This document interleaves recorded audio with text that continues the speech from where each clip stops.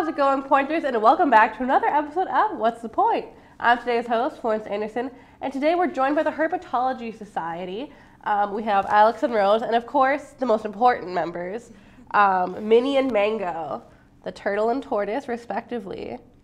How are your guys' days going, first of all? And also, can you tell me a little bit about the amphibians and or reptiles you were holding? I don't exactly know where turtles and tortoises fall, but... Well, a turtle is a reptile. Okay, okay, good. There are many reasons, but I will not get into those right now.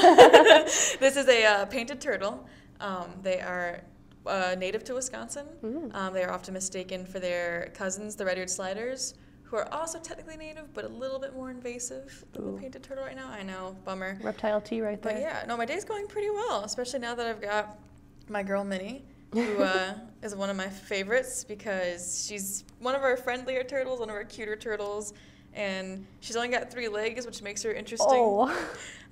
This does not happen with us, by the way. We took her in after the injury. It was suspected to be, could have been a dog when she was walking around, or possibly another predator, or even a car accident. So who's to say? But she was given to us, we believe it was an injury from the DNR, or someone who was just a concerned citizen who gave it to them. But yeah. Well, I'm glad that Minnie is now in the right hands. What about Mango? Tell me a bit about Mango. So Mango here is a red-footed tortoise. They get that name because of these beautiful red scales that encompass the front legs. And as you can see, unlike most tortoises, her shell is not a nice, perfect, you could say, circular shape. And that's one of the things that we as the Herp Society work with, is just like with Minnie, we took her in as an injured animal. This was actually an animal that was previously in bad care in a pet ownership home. And so because of that, her shell is unfortunately permanently deformed. But since we have her in better care at our facilities, she's having, in a sense, She has complete access to calcium and sunlight now. Better access to care that will allow her to live the rest of her life normally. And as you can see, she's definitely quite active in doing her thing. Yeah, I mean, I'm so glad that these animals now are in like really good hands. For those of you at home who don't exactly know what the Herpetology Society is, can you guys maybe explain that? I'm sure the turtles and tortoise here are a little bit of a clue, but maybe you can explain it better. Sure. So we should probably start with the introduction of I'm the president of Herpetology Society, and Alex is an education coordinator, so we know a thing or two about it. Herpetology, to start really quickly, is the definition. Formerly in science was like the study of creepy crawlies. That was, I believe, like a Greek word they used for that. But now it's kind of used in modern science as a way to classify amphibians and reptiles together, because the creepies, though amphibians and reptiles are very much distantly related, they are not related that much at all. They are kind of grouped together. So Herpetology Society, with that name, is the club that studies, cares for, and handles reptiles and amphibians. And we have over 50 animals in our care, which were either surrendered pets like Mango was, where they did not receive proper care because not a lot of people know how to care for herps, or we have injured animals like Minnie and stuff like that who just probably wouldn't make it very well in the wild, and many, many others. So our organization focuses on our animals, we focus on herpetology research around the area and stuff like that. Wow, really impressive. That sounds like a really good organization, very worthwhile. So like on a typical day, what are you guys up to? What do you do? That depends on who's doing what. So Rose is our president. She oversees everything. I myself am one of the education coordinators, so my goal is to teach students here at University of Wisconsin-Stevens Point about reptiles. Some days it's super easy to where I'm getting emails from teachers, professors, local high schools even, for bringing animals in and teaching those children about reptiles. Other days it can be hectic to where I'm going to an education show every day for an entire week and still trying to juggle classes. So the workload does vary, but at the end of the day, that's what I do. As Rose was saying, some of the other positions, i.e. our managers, are actually working in our labs on campus and caring for these animals. As previously said, reptiles are not easy to care for. They have very specific needs, and those lab managers are trained to understand the care and husbandry of these animals to ensure that they're thriving in a captive environment. Wow, that sounds like a really fun day. I mean, I'm sure it sounds very busy, but like you get to spend time with turtles. I really couldn't give you a typical day, to be honest, because there's so many members of our society. In terms of membership, we're over 300 people in spin. Oh, wow. So, but in terms of officing positions, there's 12 officers and there's 4 managers. We all have different days. My day consists of answering emails such as this and you know, overseeing everything like he said, and his day would be education shows. The managers is animals only. We have people who are our web coordinators, so they are doing our websites. So it varies from day to day. If you're asking about our usual meetings, they're on Monday evenings where we just kind of gather and we talk about news, herpetology, conservation, and what's going on with the club. Well, those sound like really good positions. Really, like I know you couldn't really describe a day, but overall the activities you've described so far sound really fun, really interesting. So how exactly did you guys get involved in herpetology? I was a transfer student from a college in Illinois, and I came here. And I saw that our Herpetology Society owns and oversees a giant vivarium in the Natural Resources Building. I'm sure many people have seen it. Most people have taken a tour of the school. They love to milk that site. Mm-hmm. And I saw that. I was on my tour. I thought it was really cool. Became a wildlife major, that's the building wildlife majors basically live in. And I heard of Herpetology Society. Went to one meeting. Turns out I knew 2 of the members from our previous internship at a zoo from Illinois. Oh, wow. And because of that, they encouraged me to apply as a volunteer because what we forgot to mention was that the animals are taken care of solely by managers and over like 30 volunteers. So they basically, shifts without getting paid. Yeah. And I applied to be a volunteer, got it, became a volunteer through a series of interesting events. COVID hits my first semester here. Leadership, so many of the positions, we had a bit of a rough go. Some people actually had to take like a medical leave. Some people like kind of just couldn't do school that well anymore. So through a bunch of interesting events, there was a lack of leadership. And I stepped up one day because there was really nobody present. And then I just kind of became an intermediate president. And then they elected me officially a semester later. So now I'm the president. It's my last semester as a president before I graduate. Wow, I mean that's an interesting path for sure. I'm glad that you could keep Herpetology Society up during COVID. I know a lot of organizations faced a pretty bad hit. Alex, what about you? How did you get involved? I too am a transfer student. I actually did my freshman year at Marshall University out in Huntington, West Virginia. And for, I guess, my experience with reptiles and amphibians, I've always been into herpetology, herpeticulture, and their herp society there was all right. It's just the school didn't do it for me. And so after talking with some professional colleagues of mine, I transferred here to University of Wisconsin-Stevens Point on the set of the 2020 fall semester. And from that, I joined the Herp Society just out of general interest. And as Rose said, I sort of joined at that awkward point when COVID hit. So all of our meetings were online and Zoom, which did suck because we couldn't do some of the cool in-person things, but my passion for reptiles and amphibians still kept me in the club. And obviously, I ended up running for one of the education coordinators, and here I am. Wow, sounds like really great journeys for both of you. I mean, minus the COVID, but we all had to deal with that. So we're gonna take a quick break, and when we come back, we'll continue discussing Herpetology Society, and we'll play a fun game that'll test our deductive reasoning skills.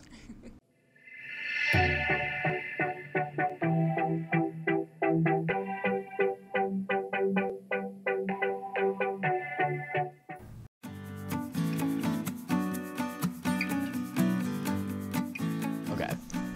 Hi, I'm Jeremy. And I'm Cam, and we're co-editors for The Pointer. The Pointer is a student-run newspaper at UWSP. Student employees handle every aspect from writing to advertising to delivering the papers. We also offer, of course, the benefits of a newspaper, of community engagement and understanding about what is going on around us and what kind of reality we're living in. There's a lot that people can do. Of course, we have a lot of positions for reporters or for section editors, and people can write for sports or news. But we also have, space for people who are into photography. We also have people who are interested in doing things for the online and graphic design to form our layout. There's a lot of different opportunities for different kinds of people.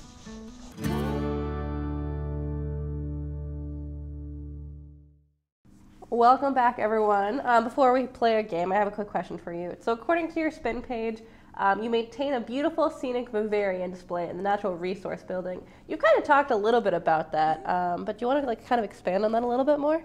So the Herpetology Society is so huge, and we've had so many great leaders who have done so much, that the history for me is I know it a little bit because the vivarium's been around for a very long time, but it used to be for birds, then it was just for plants, and through a series of events, a few presidents before me, they acquired it for Herpetology Society.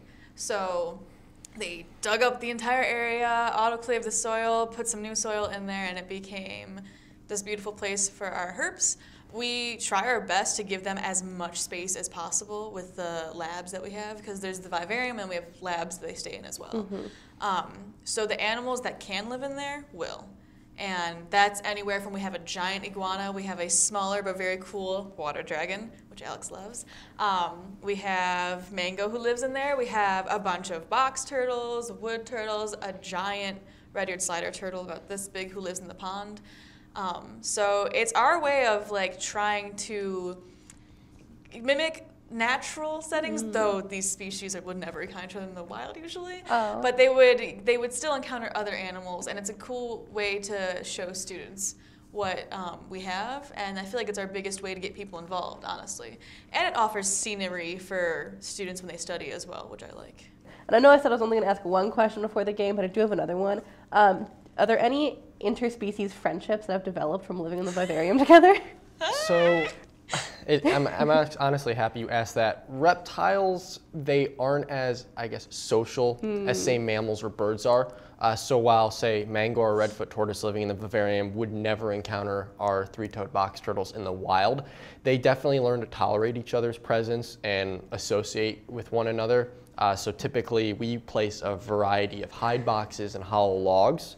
And we often find that Mango will typically utilize one log, whereas the box turtles will utilize another one. So while they definitely interact with each other, it's not like they've become friends. They more or less learn to identify that, oh, this is the redfoot tortoise's log, this is the box turtle's log.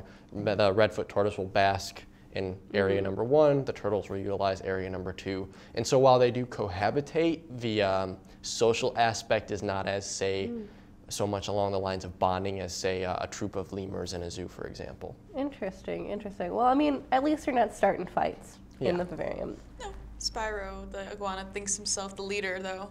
he'll ride a turtle every now and then for fun. Oh, that sounds like so much fun to watch.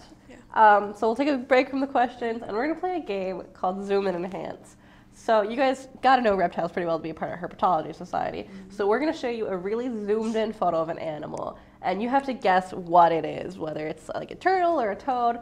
But those are the general rules. Are you guys ready to play? We are. Okay, I'm also excited. I did not see these ahead of time. I don't know the answers. Are you playing with us? I'm playing with you. My answers won't be as specific, but I'm hoping that I can at least like get the general like turtle versus toad versus frog. I think we'll get it. Those logistics. All right, we ready for the first image? Yes. Here we go. That's a frog. Yeah. That looks like a frog. That looks like a tree frog of some sort. I'm going with a species of tree frog. It looks like a tree frog. Red-eyed tree frog! Yay! We all got that right. All right, what's the next one? What's the next one? That looks like a snake to me. Looks like a tortoise foot, to be honest. No, that's a gator. No, that's a crocodile. That's a gator or crocodile right there. Couldn't tell you from the foot, though. That's a crocodile. Called it.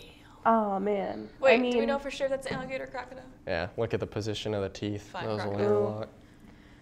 they're into the logistics of crocodile versus alligator over here. I still thought it was a snake. That's Okay. a snake. Okay, yeah, this has got to be a snake. Keeled scales. I'm going to go with a rattlesnake or some species of pit I think viper. that's the stomach of a rattlesnake. Yeah. Ha-ha! Look at that rattle. Little prairie rattlesnake. Nice. Little prairie, they're big. Gorgeous. Oh, Salamander. yeah, that one's easy. Salamander. I'm going to agree with the experts on this one. I've never seen a What salamander kind in of person. salamander is that, though? I don't know. Fire salamander, Yeah, the maybe? Fire. The yellow spots are a little deceiving. Yeah, I'm going to guess fire salamander. Oh. Yeah, maybe not a fire. I'm not too well versed in salamanders. Couldn't tell you but which one that is, but it's a salamander. Y'all have no salamanders over there? We do have one salamander. that makes Salamanders are doing pretty okay for themselves in Wisconsin areas. All right. That makes sense. Yeah. Bring me the next picture. Turtle. Yeah, sea turtle. 100% Turtle. a sea turtle. Love turtles. Yeah. Look at that cutie. Love him. That was the last one. All right, I think we did a pretty good job. I mean, clearly some of us did better than others. But you know, that was a lot of fun. So we're gonna take a quick break. And when we come back, we'll just ask a few more questions, and including the big ticket question, what's the point?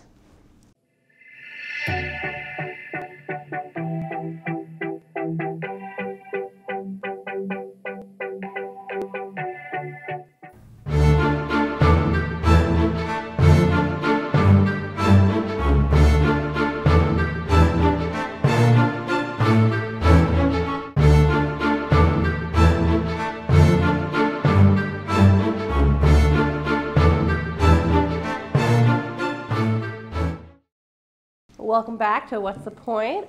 I just got 3 more questions for herpetology here today. So how does the herpetology support members socially and or academically? I'd say from a social standpoint, we offer a lot of hands-on activities for new members. So as we said earlier, we have managers that oversee the live animal collection, but then those managers can elect volunteers. So quite literally, it doesn't matter if you've had 0 experience working with reptiles, you sign up and they will train you right there, and bam, you're technically a low-profile zookeeper. We offer field herping trips, so we'll go into our local Schmeeckley Reserve and other surrounding natural areas and look for wild snakes, salamanders, frogs. There's so much that we offer for anybody with any interest in reptiles. Even if you have no interest, you can get involved, and officers such as myself, Rose, we will teach them, we will show them, and we'll just share how awesome reptiles and amphibians are. Yeah, socially. So the question was socially and what else? Academically. Academically, okay. I think you touched a bit more on the academic part too. Academically, I'd say we're pretty unmatched when it comes to everything we offer, because we offer stuff for the captive wildlife minors, which is a pretty niche minor we have in the school. We offer stuff for people who have a biology major, anyone who has environmental education, because then they can get involved with the education committee side of stuff. If they want to be a zookeeper, they can become a volunteer manager. If they want to hone their leadership skills, we have over a dozen officer positions that are open to anyone of any level, freshman to senior. In terms of socially, Alex touched on it, we do have herping trips that we take as local as Schmeeckley as far as Southern Illinois. Oh, wow. Where it's not always official too, it's like socially, we're like, hey, who wants to go here? And we will go places together. We will even just go to the pet store together to go make fun of some of the items if we wish to. So socially, we offer a lot of different, I don't like the word clique at all, I hate that.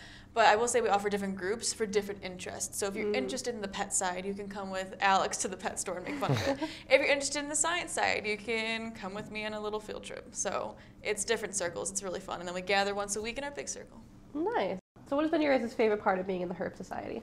I have to say, it's just the atmosphere for me. I like that I can volunteer in the vivarium and get my fix of handling captive reptiles. And I also like that I can look forward during the warmer months to once a week herping trips, going out with other people who are just as passionate about these animals as I am, and having a good time catching wild snakes and talking all things reptile and amphibians.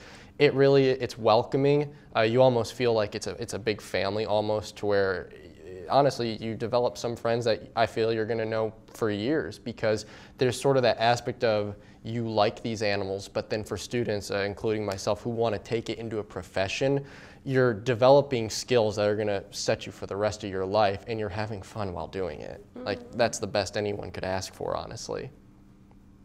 I'd say my favorite part, if I was just a member, would be the fact that people with so many different interests can come and gather just under this one umbrella of liking herps.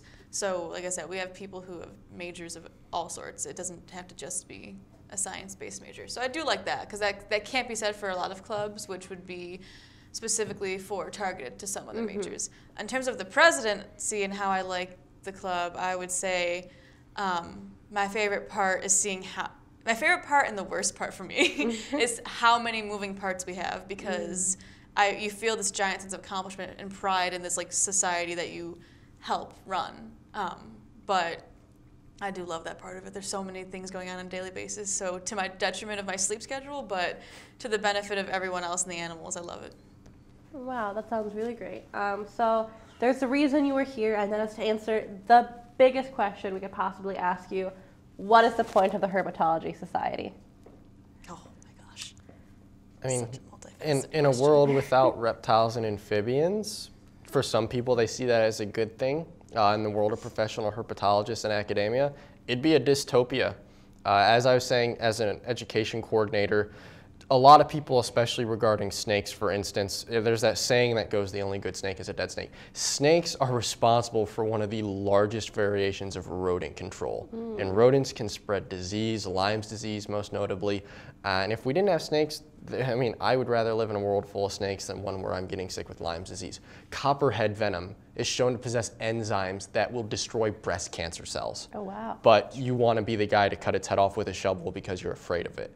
See what I mean? Yeah. And so, yes, herpetology is the study of scary things, but the beauty in what is scary can actually help us as humans progress as a society. And so if we aren't pursuing and encouraging people to understand reptiles and amphibians, what's the point of not having them at all? That's a good play on words there. I see what you did there. I see what you did there. Rose, what do you think? I can't say it much better than that, to be honest, but I will say I've never been asked what's the point, so I have a lot of thoughts, but my immediate reaction is similar to what Alex has said, which is scientifically, herps are a very understudied group. A very studied group would be a bit more mammals, which I think we can all assume why. And I think that is to the detriment of the science community and to people. And it's to the detriment of the animals, unfortunately, because less studied means less conservation. So the point is, you mentioned it earlier, UWSP is known pretty well as a wildlife natural resources school. Well, if that is the case, I feel like we should be training the next generation of wildlife managers, conservationists, scientists, biologists, and everything in between to appreciate every aspect of nature that needs their help. The whole point of a wildlife manager, the whole point of a conservationist is that we go and we find the projects that need help. That's what we're trained to do in our major. And I'm feeling nostalgic about it because I'm at the end of my major. And I feel as though we need to train them to go help the most neglected and most understudied group of animals, which would be the amphibians and reptiles. So the point is to make sure students leave here understanding all the groups of animals possible, especially the ones that they're supposed to go help save. And the point is to also get people to have fun with those that they've deemed scary and realize that it's not scary and it's fun. Yeah, you know, you guys mentioned that like herpetology meant the study of scary things, creepy crawlies, but like those two mango mini, adorable little creatures. Thank you guys so much for being on the show. One last little thing, if people want to find you on or offline, how do they do that? So if you want to find us online, we have many forms of social media. The best way, as always, is to go join our spin page because I actively monitor that spin page. So if you ever add yourself to the spin page, you'll start getting the emails I send out weekly immediately. You'll get my email. Best way to ask any immediate questions is just email me or any of the officers. We'll get back to you within a day. In terms of social media, we do have an Instagram page. It's just UWSP Herpetology Society. You should have no problem finding it. Same with our Facebook page. And in terms of if you want to get a hold of us, not via social media and not via email, which I understand, that's not the easiest thing to do all the time. It's also the most fun thing. If you're by the vivarium and you see us walking in and out of that laboratory room, you're free to come speak to us and ask us questions. And then also our meetings are every Monday night at 6 p.m. in TNR 120. So it's the Natural Resources Building, and it's the classroom right next to that vivarium. Well, again, thank you for joining us. It was really good to hear about your organization and get to meet two lovely turtles. I mean, turtle and a tortoise. My bad. I still mix them up. If you want more SBTV content, check out our YouTube channel and check us out on social media. This has been Florence Anderson with What's the Point?